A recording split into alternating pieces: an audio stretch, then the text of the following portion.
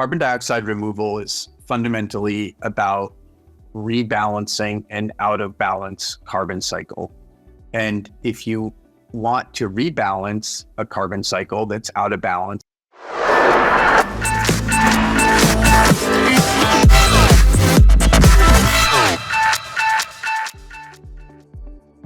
Welcome to the Carbonsations podcast, where we speak to some of the leading figures in the emerging carbon industry. For this episode, we are joined by Dr. David Koweek, Chief Scientist at Ocean Visions, a nonprofit organization dedicated to advancing the development of ocean-based climate solutions. David, it's a pleasure to meet you, and thank you so much for joining us on the show today. Now, before we dive deeper into what Ocean Visions is all about, pun intended, I would love it if you could tell us more about what your background is and what brought you essentially to focus your knowledge and your efforts to the fight against climate change. Well, thanks for having me on the show, Violet. It's really a pleasure to be here. I am trained as an oceanographer, and I thought for a very long time that I wanted to become a research oceanographer. So I followed that career for a little over a decade. I did a bunch of oceanographic research and field research all around the world, including on some of the world's most remote coral reefs in Antarctica, volcanic vents in Italy, the reefs in Belize, the kelp forests in California. And I really loved that sense of adventure. It was really amazing. It's really great to be able to see these incredible ecosystems and understand their complexity and diversity and beauty. But increasingly, as I was doing that, I was feeling like something was missing, and that kind of something for me was around this idea or this need for greater purpose, greater application towards solving really pressing problems that I had spent a lot of time dedicated to understanding and to understanding their impacts on ecosystems. So when I was in my postdoc, I decided to pivot and start to really focus on scaling solutions. And I quickly found that if you want to really be working on solutions, that it requires working with a diverse set of individuals and actors and stakeholders, because you need to be able to coordinate and to work with lots of different folks to be able to scale solutions, because solutions require the input and buy-in from lots of folks. And so one thing led to another, and I ultimately ended up leaving my postdoc towards the end of it and joining Ocean Visions, where I joined about 4 years ago. I joined at the same time as our now CEO, Brad Ack, and I'm really proud of the organization that we built up and all the amazing folks that we have on staff and the great set of partners that we've been able to build along the way. Excellent. Thank you so much. So Ocean Visions, can you describe for our audience all the different things that you guys do and why it's of such huge importance? Yeah, well, I mean, to start, we basically work to stabilize the climate and restore ocean health, full stop. That is the highest level objective of Ocean Visions. It's an enormous task, but we feel like we really need to have that enormous ambition to accomplish what we want to accomplish at the scales that we want to accomplish. In particular, we work on advancing solutions to the most critical problems facing the ocean. And we do so by trying to facilitate innovation around these really difficult problems at the ocean climate nexus. So we focus on bringing together individuals from a really diverse set of critical sectors to focus on system level challenges and their solutions. And we think that that's really our bread and butter, this kind of focus on system level problems. We also build knowledge products to increase global fluency with ocean-based climate solutions. So these include things like our online living digital roadmaps. We just released this ocean iron fertilization site suitability analysis planning tool that we'll talk about later today. We have a database of all the field trials that are happening for marine carbon dioxide removal. And we're just, we're continually building out these sorts of products. These are designed to be living, digital, free, open access. And it's just really, we think, a critical piece of the puzzle for building out equitable and durable solutions, which is building out products that allow people to be empowered to understand what's going on and to make their own decisions. We work across the entire spectrum of ocean-based climate solutions. And we do so by employing what we call a 4Rs strategy. And those 4Rs stand for reduce, remove, repair, and reach. Reduce is ocean-based pathways to aid in decarbonization. We all know that the focus has to be on decarbonizing our society. All other solutions are important, but they only work when they work in complement with really sustained and committed efforts at decarbonization. So we're interested in exploring and advancing new ocean-based pathways for enabling that decarbonization to happen. Remove is all of our work on marine carbon dioxide removal. That's been the vast majority of our work over our first few years. And that's really all focused on advancing the research and development for marine carbon dioxide removal technologies so that we can understand which of any of these pathways are viable as a scaled climate solution. Our third R is repair, which is all around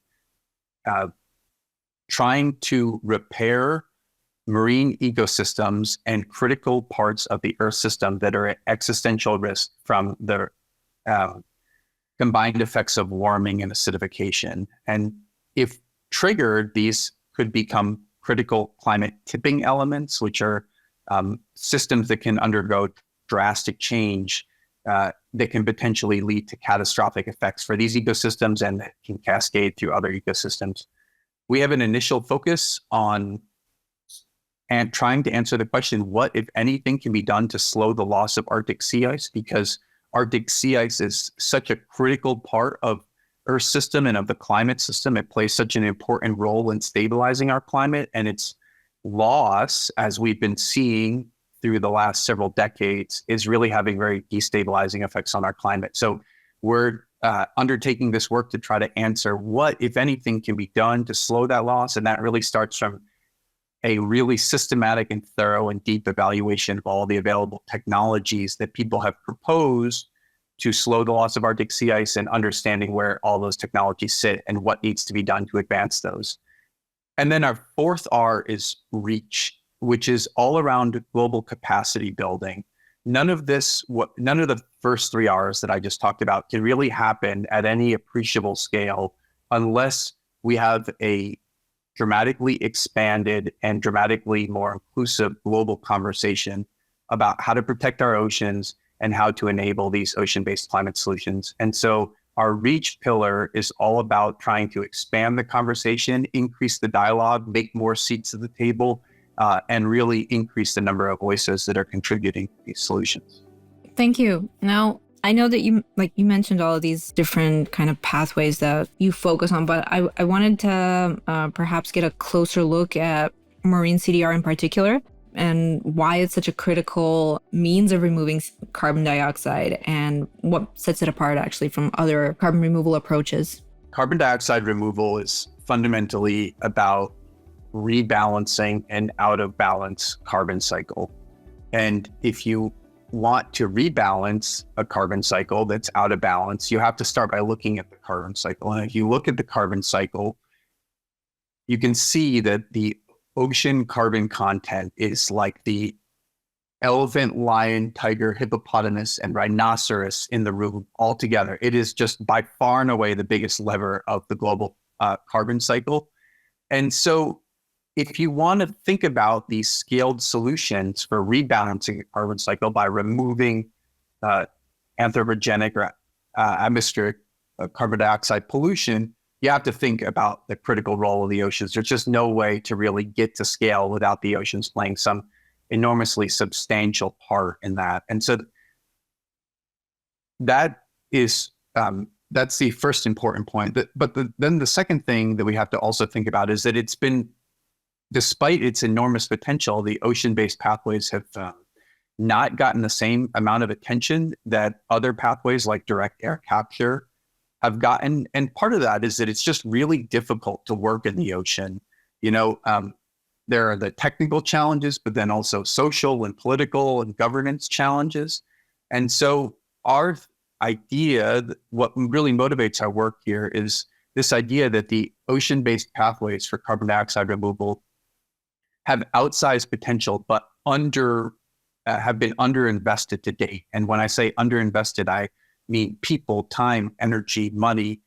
And so a lot of our work is about trying to raise that awareness and accelerate the investment of time, energy, and money towards the research and development of marine carbon dioxide removal pathways, so that we can really get to clear answers as quickly as possible about which of any of these mCDR pathways have the potential to scale.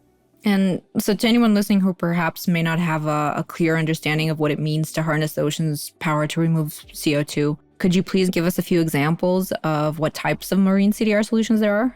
Yeah, I mean, first, I think maybe we should start with just a moment's worth of context, which is just to say that the ocean is constantly exchanging carbon dioxide with the atmosphere. And so ocean-based or marine carbon dioxide removal pathways are trying to increase the ocean's capacity to store carbon.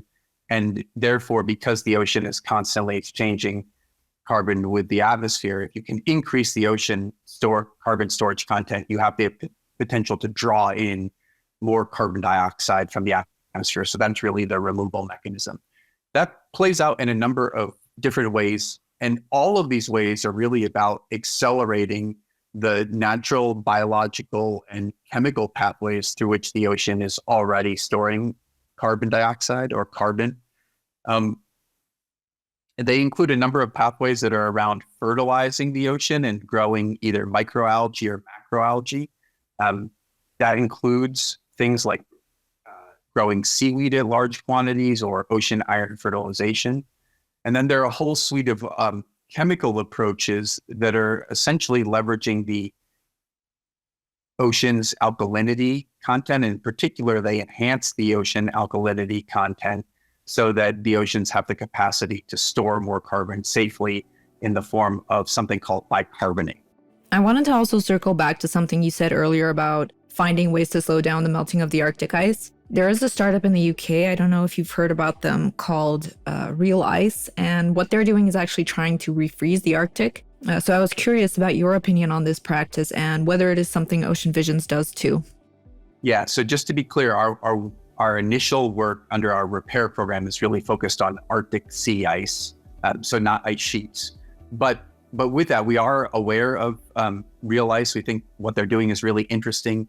And the kind of work that they're doing is exactly the kind of work that we're capturing in this road mapping exercise, where we're going out and trying to understand the landscape of all the technologies that people have proposed for slowing the loss of Arctic sea ice, or in some cases, rebuilding Arctic sea ice, understanding the state of the technology, the knowledge gaps and the development needs, and then the priorities that we have to push on to advance responsible research so that we can understand what, if any, of these technologies may be effective, equitable, safe, and durable. The short answer is we don't know any of that right now, but we need a pathway, an open, transparent pathway that helps us get to those answers in a really inclusive and community-driven way. Thank you. It's always really fascinating for me to get to hear about all these things from a scientist's perspective. Another very important thing that I wanted to touch on, and you mentioned it actually in the beginning, is Ocean Vision's latest release, probably. And hold on a second, I had to have this written down because it's kind of a mouthful. The Ocean Iron Fertilization Site Suitability Planning Tool. So what is this and what is it used for? Yeah, thanks for asking. You're right. It is our newest release. And this is a knowledge product that we just released last week in partnership with our partner, Esri, which is a geospatial data company. This is an effort to try to help advance the conversation around ocean iron fertilization as a potential pathway for marine carbon dioxide removal. Ocean iron fertilization is probably the oldest pathway that people have thought about for removing carbon dioxide from the atmosphere using the power of the oceans. And it really dates back to the late 1980s when a renowned oceanographer named John Martin discovered that substantial parts of the global ocean are limited in terms of the amount of biological growth that they can sustain by very small amounts of iron. And thus hypothesized that if you add iron to these parts of the ocean, you could increase biological productivity. And that process of increasing biological productivity stores carbon in algae biomass. And so it increases the ocean's ability to take up more carbon dioxide in the atmosphere. As that algae then fall through the ocean, as that algae grow, they ultimately die and fall through the ocean. And a portion of that algae reaches the bottom of the ocean where the carbon that's in their biomass can be sequestered for hundreds to potentially thousands of years. That's the basic idea around ocean iron fertilization. In the 90s and early 2000s, there were 13 scientific field experiments across the global ocean by international teams of scientists who were working to understand some of the fundamental mechanisms around this idea of iron limitation. So they made some really important and substantial advances. They understood and learned and could verify that the ocean was iron limited, and that adding iron increased biological productivity, but they couldn't really answer some of the key questions about the additionality and durability of the carbon that is sequestered as a result of growing additional biomass. And those are really key things when we think about scaling carbon dioxide removal. Additionality, how much extra carbon are we taking out? Durability, how long is it stored for? A few years after that, there was a commercial effort off the coast of British Columbia where an entrepreneur dumped a lot of iron into the ocean as part of an effort to increase salmon yields. And this caused an enormous backlash against this technology and kind of put a lid on further exploring this technology for about 10 years or so.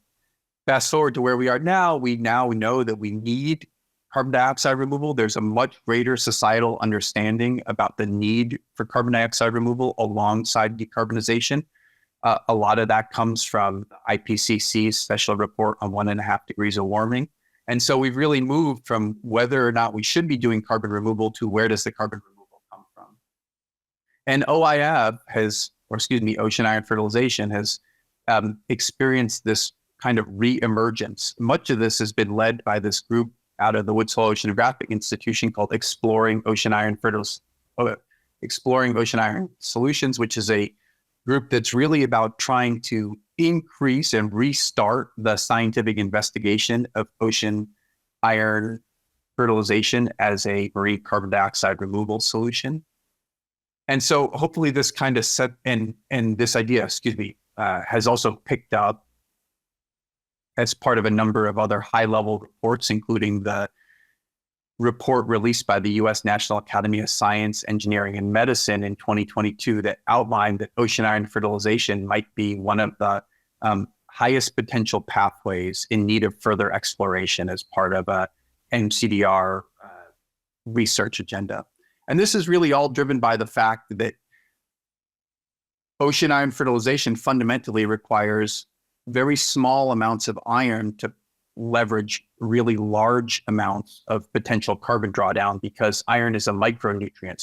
So the plankton only need very small amounts to potentially grow their biomass.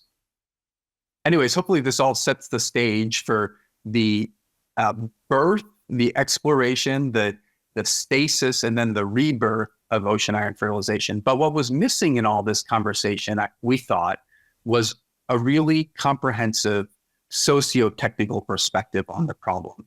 There's a real rich scientific literature on how ocean iron fertilization works, but we didn't think that there was a really thorough understanding of how it works from a socio-technical perspective, which is one that integrates the social and the technical perspectives together from the beginning, because any of these solutions at scale are going to have elements of technical challenges, social challenges, political challenges, economic challenges, and we wanted something that could help bring all those together and to help people understand the trade-offs between the various dimensions of the problem right from the get-go. So site suitability planning tools are a common decision support tool that help people make these kinds of trade-offs and scenario planning, understanding of decisions. And so we set out to build one for ocean iron fertilization. And the basic idea is that this is an online living digital platform. It sits on our website and you can access it. All you have to do is create an account for free and you can log on to the tool. And there's a lot of documentation about how the tool works and why we chose to build it the way that we did. But in short, it consists of a number of what are called data layers, which are essentially maps. And those maps, you can think of as kind of stacking on top of one another. And they help you understand how suitability for ocean iron fertilization, field testing, and potential deployment can be influenced by a number of factors. Those can include things like the amount of iron availability or the amount of iron limitation and the amount of light availability. But they also include things like how close are you to ports? How dependent are local populations on nearby marine resources? Are you doing this in the vicinity of marine protected areas? And by integrating all these pieces of information, we hope that we're building out a tool that can help people really understand what some of these trade-offs might look like and how things that might look optimal from one perspective might look less optimal from a different perspective or vice versa. And in doing so, we really hope that we can build up capacity and collective global knowledge around where might be some of the best sites to test these ideas. And in turn, where might be some of the best ideas to potentially deploy ocean iron fertilization if these initial field tests are producing results that are showing that ocean iron fertilization is additional, durable, and safe. And that's really the key. You have to be able to show that in field testing before any scaled deployment. I have a small technical kind of clarification question. Is it as simple as just adding iron to the ocean? I mean, it is both as simple and as complex as adding iron to the ocean. So in short, ocean iron fertilization is about fertilizing iron-limited parts of the ocean with iron. But there are lots of questions that emerge once you dig deeper. What forms of iron can you add? What are the most stable and the most bioavailable? Can you add it in ways that can increase certain types of phytoplankton that are more likely to sink more rapidly to the bottom of the ocean and thus sequester larger amounts of carbon? And conversely, are there other forms that might make it more difficult for that to happen? How are you adding the iron in ways that support what's called monitoring, reporting, and verification, which is the whole set of which is the whole system around being able to measure, report, and verify that what you are saying is being sequestered is actually being sequestered. We know in the ocean that has to take the form of a combination of observations or sensors and models. But there's lots of details there about how all that actually works. And so there's still a lot of outstanding research that needs to be done. And I think that one of the keys is that this tool can really help people think about what are some of the optimal sites to do that research in ways that could support building out really good knowledge bases to support any potential future deployments. Great. So now that we've covered the technicals, which I love and I'm always very appreciative to learn about, there's another very important aspect of Ocean CDR, of course, which is policy. And I'm curious as to whether Ocean Visions engages in policy on any level. And the reason I'm asking is that, and please correct me if I'm wrong, but I feel like there's a gap that exists between the science and the technology that is available and the understanding of this science and technology, particularly among policymakers, but among the general population who's not closely involved with marine CDR. I think your last point, Violet, is exactly right. There are still massive knowledge gaps between what is the cutting edge science and engineering that's happening to advance mCDR and the policy landscape. But I think it's also important to acknowledge just the enormous progress that we've seen in the last few years. And in particular, I want to highlight the US government here. There's just been enormous leadership within NOAA, within the Department of Energy, within the EPA to advance the research and development, advance the permitting guidance, and just generally create a policy environment that is far more conducive to accelerated research and development of carbon dioxide removal broadly, and especially for marine carbon dioxide removal. just a few days ago, the US government released a first year update to its Ocean Climate Action Plan. And there's an enormous section in that, or not an enormous section, a section in that talks about the progress on advancing marine carbon dioxide removal within the US federal government. And it's a really great thing to see how many different federal agencies are getting involved in advancing this conversation. Most notably, there's been the formation of the Fast Track Action Committee within the White House's Office of Science and Technology Policy. And this Fast Track Action Committee really has three priorities. One is advancing public-private partnerships.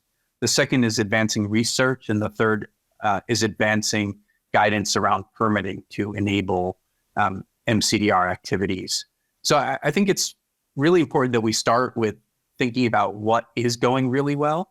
Now, with all that said, I still think, and Ocean Visions is quite clear, that we still need a dedicated research and development bill for mCDR that is really at the requisite funding levels recommended by all of the major bodies, which include the U.S. National Academies of Science, Engineering, and Medicine report. And, that's on the scale of billions of dollars.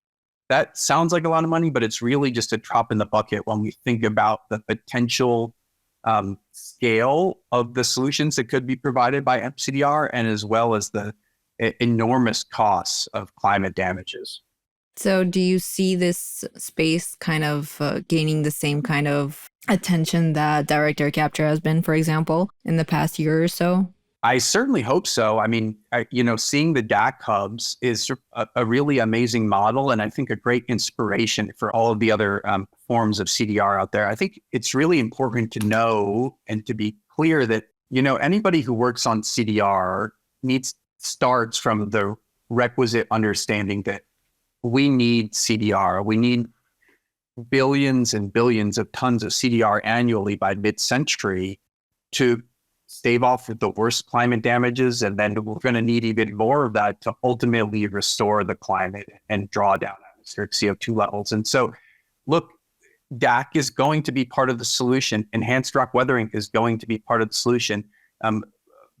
Biomass capture, removal, and storage is going to be part of the solution. And mCDR is going to be part of the solution. And I think what we all work towards is a really thorough exploration and research and development of all these technologies so that they can all advance as much as possible and that they can all meet their full potential. I feel that's like a nice high note to be ending the episode on. But before we do, I do have a final question for you, David, and that is whether Ocean Visions has any exciting new developments on the horizon or announcements that we should be on the lookout for.